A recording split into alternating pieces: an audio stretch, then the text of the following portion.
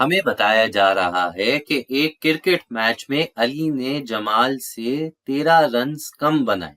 अगर जमाल ने कुल 87 रन्स बनाए तो अली ने कितने रन्स बनाए होंगे? भाई सबसे पहले तो हमें ये पता है कि जमाल ने कुल 87 रन्स बनाए हैं, तो हम यहाँ 87 लिख देते हैं।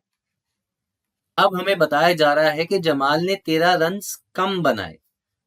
13 रन्स कम बनाए तो हम 13 भी लिख देते हैं, लेकिन ये कम का क्या मतलब है कि ये 87 से 13 रन कम है।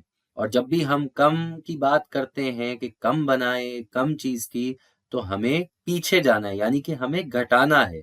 तो हम इसके नीचे 13 लिख देते हैं और इस 13 को हमें इस 87 से घटाना होगा।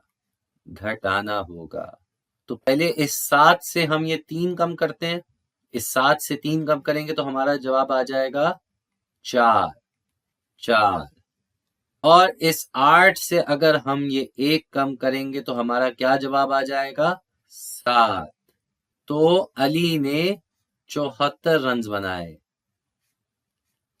काश हमारी क्रिकेट टीम में भी इसी तरह के बैट्समैन आ जाएं जो 87 रन बनाए, 74 रन बनाए या इनसे भी ज्यादा रन बनाए। आज के लिए बस यही एक सवाल था।